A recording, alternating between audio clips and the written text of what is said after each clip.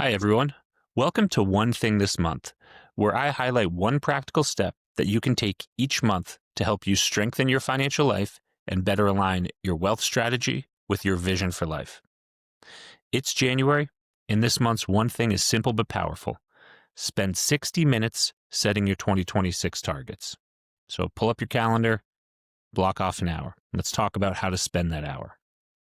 First, review last year's numbers, your income, your spending, and how your cash actually flowed.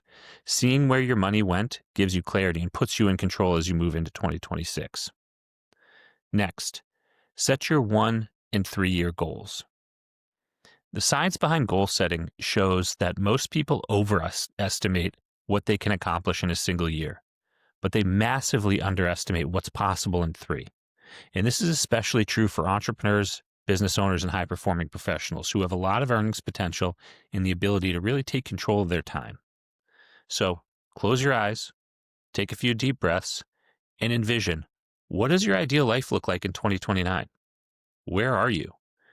How and with whom are you spending your time? What brings you joy?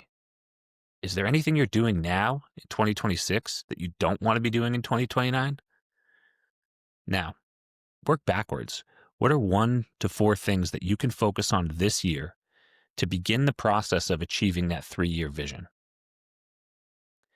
And while you're creating that vision and identifying actions to get you there, think about personal KPIs. What metrics can you measure this year to determine if you're on track moving towards that vision? An example could be a priority of time with family. So maybe the metric is days out of the office or meals had at the table with the whole family. You can also have goals around travel, savings targets to fund future life goals, or working on passion or side projects, or simply having more control over your time and your finances.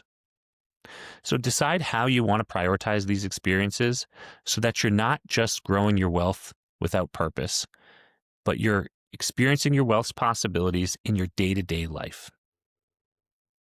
Then, rebalance and reaffirm your cash or liquidity buckets. If you're unfamiliar with this concept, here's a quick overview. Your first bucket is the cash on hand. This should support your lifestyle spending. If you're not sure what it is, again, look at how much you spent last year on a month-over-month basis. There you go. That's about bucket 1. Your second bucket is your near-term reserves, ready to fund emergencies and any major planned expenses that might happen in the next few years. And anything extra, that's your third bucket.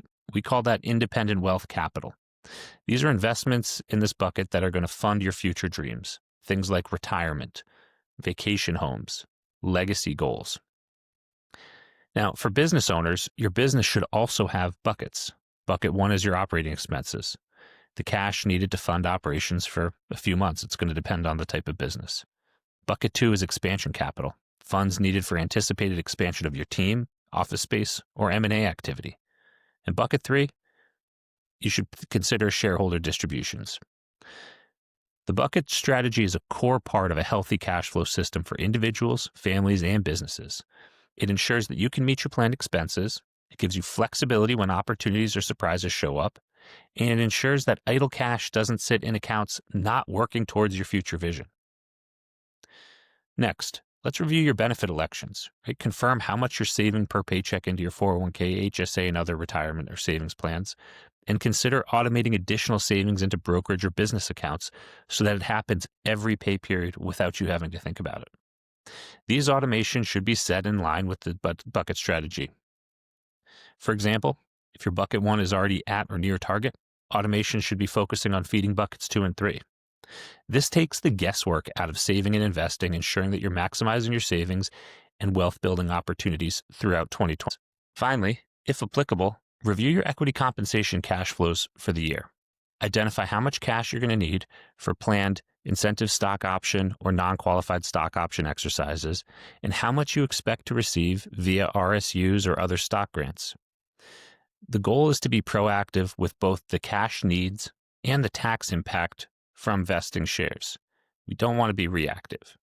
We all know that not planning and doing cashless exercise of stock options lets a lot of equity value slip out the door to taxes and exercise expenses. So planning ahead and using cash is the optimal strategy. For RSUs and other stock grants, they're going to add W-2 income, whether you plan to spend that money right away or not. You can plan ahead and you can increase 401k or HSA contributions and other tax deferral opportunities that will act as an offset and help you avoid a big tax bill at the end of the year. So before the new year gets away from you, block 1 hour on your calendar and set your financial and life targets for 2026. If you're a client, send me an email. I'd love to hear what your goals are. And if you want some help, we can block time and walk through each of these steps together. If you're not a client and you're wondering where to start with 2026 wealth management priorities, take my Strategic Wealth Scorecard. It's a 3-minute assessment that shows you exactly where you stand and where your biggest wealth gaps are. You can use these results to set goals around closing those wealth gaps and creating better alignment between your vision for life and your wealth strategy. I'm Taylor Nissi, and this is One Thing This Month. We'll see you in February.